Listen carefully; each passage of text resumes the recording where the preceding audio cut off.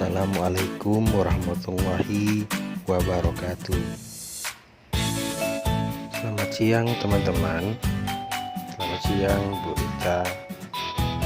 Berjumpa kembali dalam kegiatan presentasi mata kuliah perkembangan anak. Pada kali ini saya akan memaparkan sedikit tentang perkembangan anak usia sekolah. Selamat menyimak.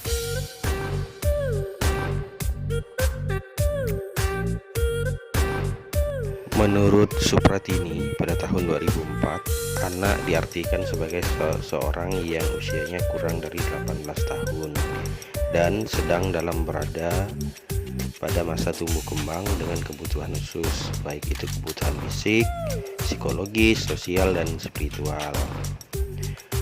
Anak usia sekolah dapat diartikan sebagai anak yang berada dalam rentang usia 6-12 tahun, di mana anak mulai memiliki lingkungan lain selain keluarga. Anak usia sekolah biasa disebut anak usia pertengahan. Periode usia tengah merupakan periode usia 6-12 tahun. Periode usia sekolah dapat dibagi menjadi 3 tahapan umur, yaitu tahap awal 6-7 tahun, tahap pertengahan 7-9 tahun, dan pra-remaja 10-12 tahun. Kemampuan kemandirian anak dalam periode ini di luar lingkungan rumah, terutama di sekolah, akan terasa semakin besar. Beberapa masalah sudah mampu diatasi dengan sendirinya, dan anak sudah mampu menunjukkan penyesuaian diri dengan lingkungan yang ada. Rasa tanggung jawab dan rasa percaya diri dalam menghadapi tugas sudah mulai terwujud, sehingga ketika anak mengalami kegagalan, seringkali dijumpai reaksi seperti kemarahan dan kegelisahan.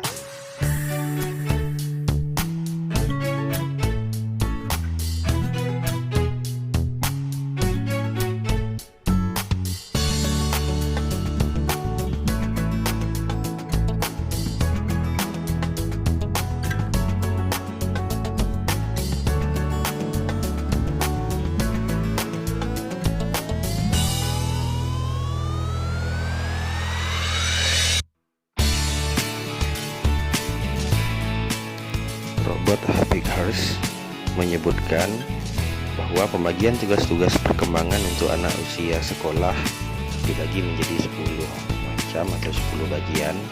Yang pertama yaitu belajar ketakasan fisik untuk bermain, pembentukan sikap yang sehat terhadap diri sendiri sebagai organisme yang sedang tumbuh, belajar bergaul yang bersahabat dengan anak-anak sebaya, belajar peranan jenis kelamin, mengembangkan dasar-dasar kecakapan membaca, menulis, dan berhitung, mengembangkan pengertian-pengertian yang diperlukan guna keperluan kehidupan sehari-hari, mengembangkan kata hati, moralitas, dan skala nilai, belajar membebaskan ketergantungan diri, mengembangkan sikap sehat terhadap kelompok dan lembaga-lembaga.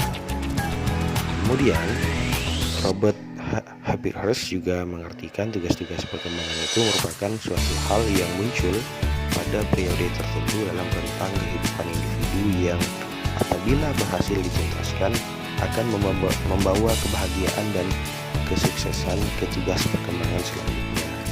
Tapi jika gagal akan menyebabkan ketidakbahagiaan pada individu yang bersangkutan dan kesulitan-kesulitan dalam menuntaskan tugas berikutnya.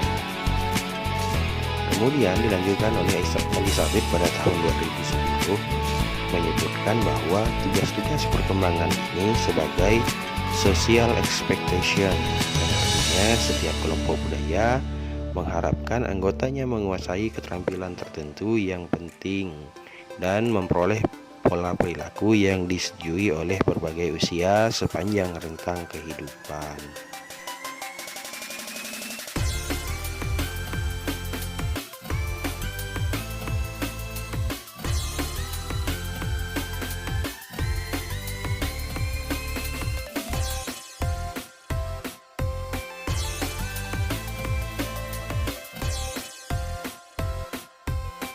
Faktor sumber munculnya tugas-tugas perkembangan dibagi menjadi 4 bagian.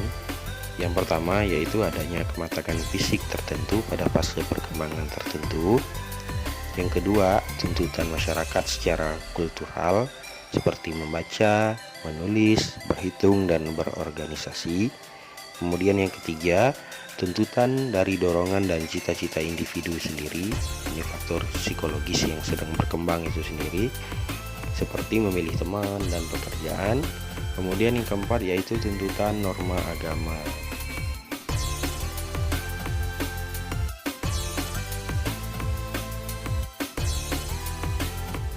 Perkembangan manusia dalam buku Lifespan Human Development berusaha menggambarkan, menjelaskan, meramalkan, dan mempengaruhi perubahan-perubahan yang terjadi dari pembuahan hingga masa dewasa. Perkembangan manusia merupakan proses yang kompleks yang dapat dibagi menjadi 4 ranah utama, yaitu perkembangan fisik, intelektual, yang termasuk di dalamnya ada kognitif dan bahasa, serta emosi dan sosial yang di dalamnya juga termasuk perkembangan moral.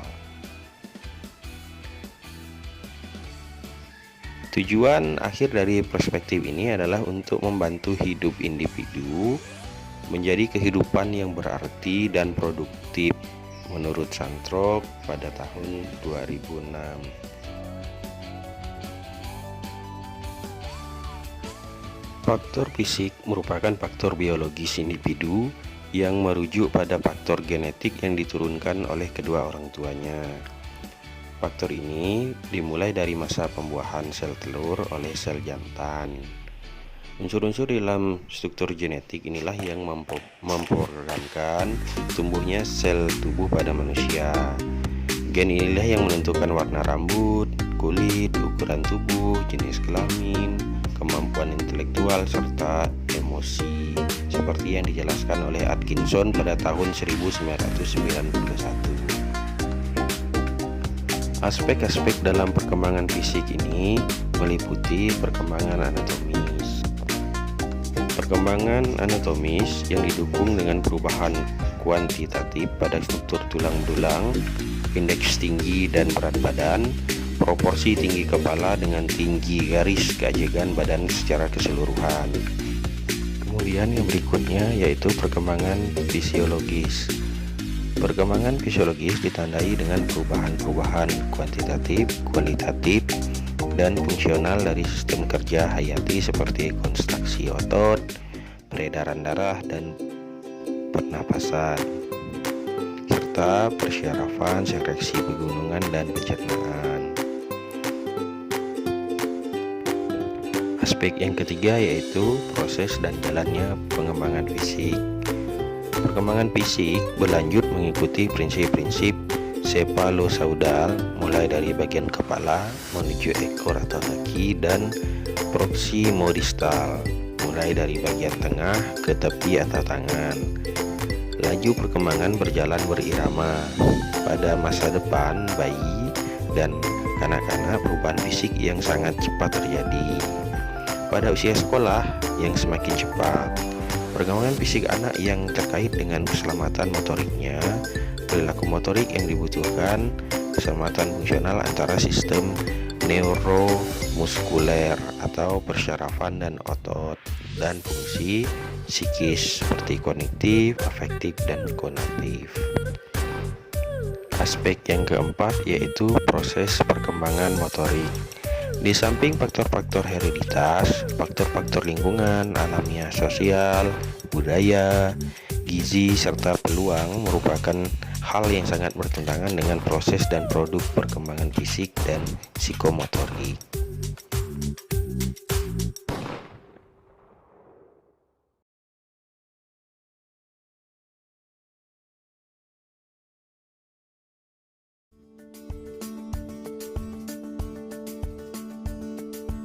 One useful skill for young children to learn is using wheel toys. This can include pulling and pushing wheel toys, as well as using things like scooters and bikes.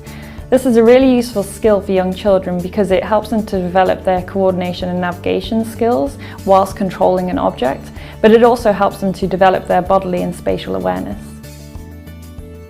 Another useful skill is kicking. Kicking is really useful for young children because it helps them to develop their visual tracking skills, so being able to track a ball within the environment. It also helps them to develop their gross motor skills, so being able to manipulate that ball within the environment, and it helps with their posture and balance. Scarf play is another really good activity to use with young children, particularly toddlers. This helps them to develop a number of different skills like throwing and catching, but using materials that are very easy for them to, number one, track, but then to also manipulate. So being able to catch a scarf is much easier than being able to catch a hard object like a ball.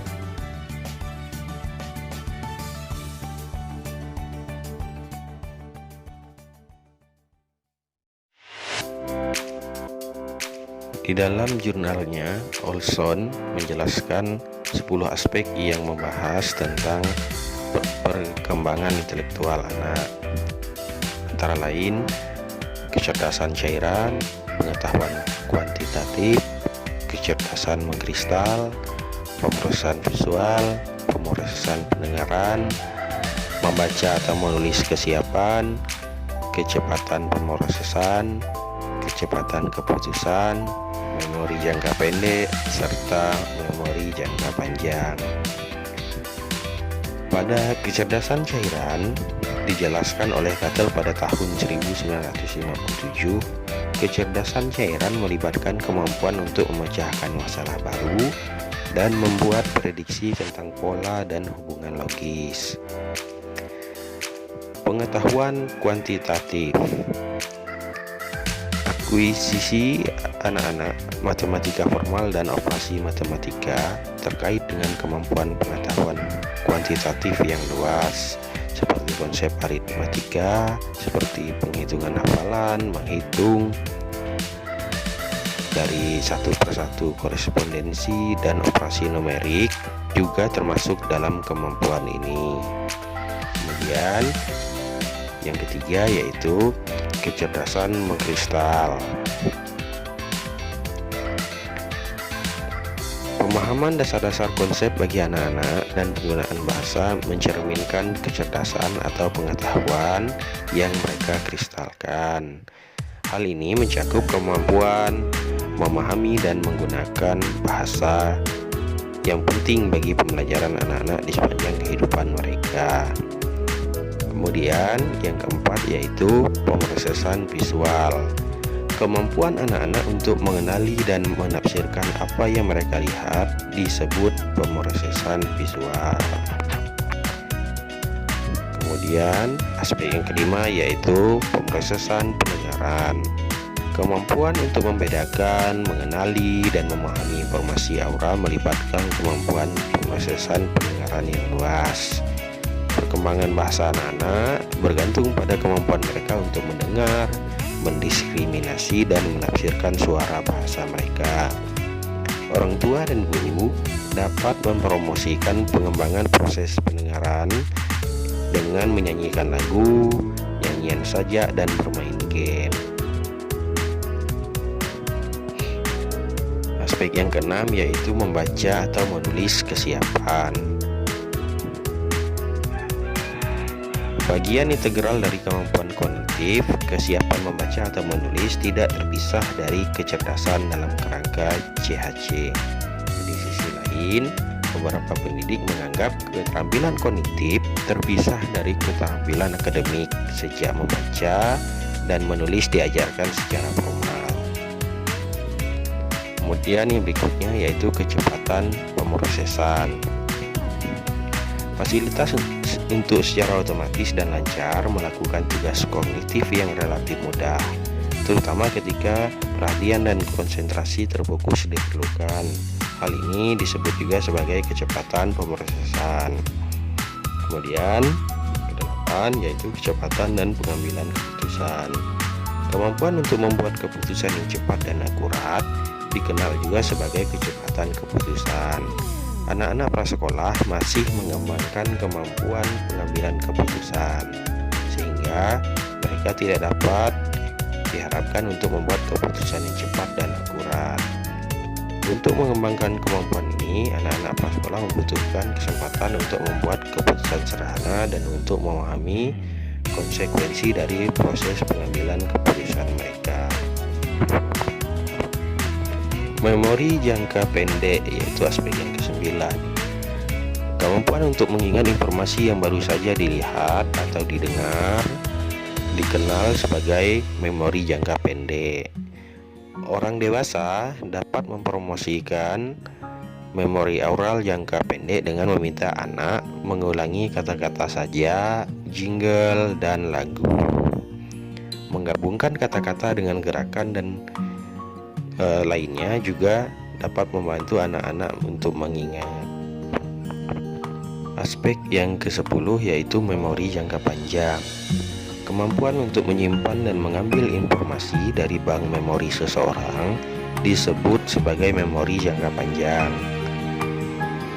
Menurut Piaget pada tahun 1952, anak-anak memperoleh konsep dan mengkonsolidasikannya ke dalam ingatan. Kenangan mereka memungkinkan mereka untuk terus membangun basis pengetahuan mereka sendiri.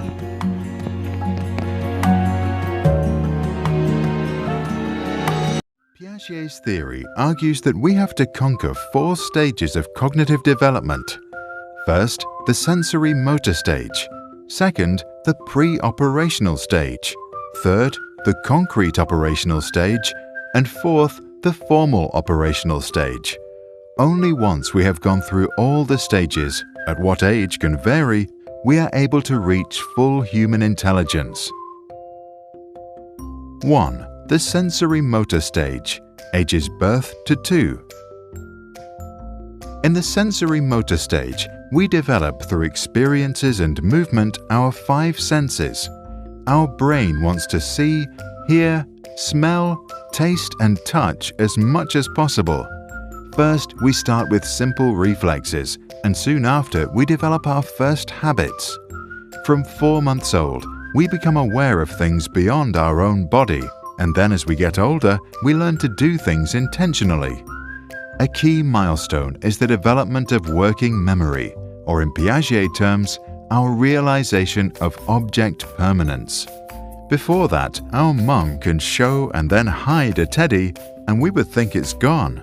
After, we understand that objects continue to exist even when we can't see them. We start becoming curious about everything. We want to smell flowers, taste food, listen to sounds, and talk to strangers. To explore more, we move. We learn to sit, crawl, stand, walk, and even to run. This increased physical mobility consequently leads to increased cognitive development. But we remain egocentric, meaning we can perceive the world only from our own point of view. 2. The pre-operational stage, ages 2 to 7. Our thinking is mainly categorized through symbolic functions and intuitive thoughts. We have lots of fantasies and believe objects are alive. As we are not able to apply specific cognitive operations, Piaget calls this stage pre-operational. We learn to speak and understand that words, images, and gestures are symbols for something else. When we draw our family, we are not concerned about drawing each person to scale, but rather with their symbolic meanings. We love to play pretend, which allows us to experience something new and learn a lot. At around age 4, most of us become very curious and ask many questions. We want to know everything. We can call it the birth of primitive reasoning. Piaget calls it the intuitive age, because while we realize that we have a vast amount of knowledge, we have no idea how we acquired it. Our thinking in this stage is still pretty egocentric. We think others see the world like we do, and still don't understand that they see it differently. 3. The concrete operational stage, ages 7 to 11. We finally discover logic and we develop concrete cognitive operations, such as sorting objects in a certain order. One example of this is inductive reasoning, which means that if we see someone eating a cookie, we can draw a conclusion and then make a generalization. And we now get the concept of conservation. we understand that if we pour orange juice from a normal glass to a taller one, the amount stays the same. Our younger sister will pick the taller glass, thinking she gets more. By the same logic, we only now can understand that if 3 plus 5 equals 8, then 8 minus 3 must equal 5. Our brain learns to rearrange our thoughts, to classify and build concrete operational mental structures. For example, we now know that we can reverse an action by doing the opposite. Excited by our new mental abilities, we apply them in conversations, activities, when we learn to write, and in school. As a result, we get to know ourselves better. We begin to understand that our thoughts and feelings are unique and not necessarily those of others. That means that we learn to put ourselves in someone else's shoes. 4. The formal operational stage, age 12 plus. Once we become teenagers, we become formally operational. We now have the ability to think more rationally about abstract concepts and hypothetical events. Our advanced cognitive abilities allow us to understand abstract concepts such as success and failure, love and hate. We form a deeper understanding of our own identity and our morality. We now also think that we understand why people behave the way they behave, and as a result, can become more compassionate. Our brain can now do deductive reasoning, which means we can compare two statements and reach a logical generalization. Our new mental skills allow us to plan our life systematically and prioritize, and we can make assumptions about events that have no necessary relation to reality. We can now also philosophize and just think about thinking itself. Our new sense for our identity now also creates egocentric thoughts, and some start to see an imaginary audience watching them all the time. Piaget believed in lifelong learning, but insisted that the formal operational stage is the final stage of our cognitive development. Jean Piaget's first interests were animals, and he published his first scientific paper on albino sparrows in 1907, when he was just 11 years old. In 1920, he began working with standardized intelligence tests. He realized that younger children consistently make types of mistakes that older children do not. He concluded that they must think differently, and spent the rest of his life studying the intellectual development of children.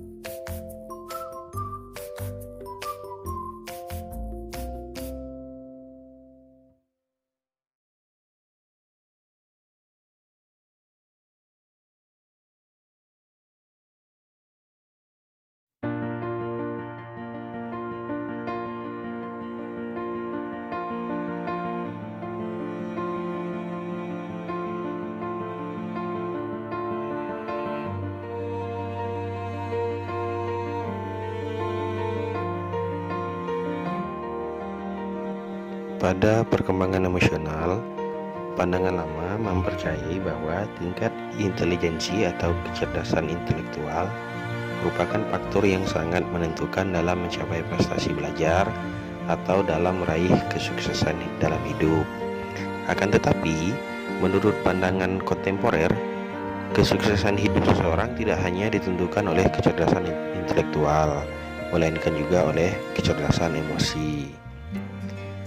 Dengan berkembangnya teknologi pencitraan otak atau brain imaging, sebuah teknologi yang kini membantu para ilmuwan dalam memetakan hati manusia, semakin memperkuat keyakinan bahwa otak memiliki bagian rasional dan emosional yang saling bergantung. Daniel Goleman dalam Perloff pada tahun 1997 mengklasifikasikan kecerdasan emosional atas 5 komponen, yaitu yang pertama, mengenali emosi, yaitu mengetahui apa yang dirasakan seseorang pada suatu saat dan menggunakannya untuk memandu pengambilan keputusan diri sendiri. Yang kedua, mengelola emosi, yaitu menangani emosi sendiri agar berdampak positif bagi pelaksanaan tugas. Yang ketiga yaitu motivasi diri, yaitu menggunakan hasrat yang paling dalam untuk menggerakkan dan menuntun manusia menuju sasaran. Yang keempat, mengenali emosi orang lain, yaitu kemampuan untuk merasakan apa yang dirasakan orang lain. Yang kelima, membina hubungan, yaitu kemampuan mengendalikan dan menangani emosi dengan baik ketika berhubungan dengan orang lain.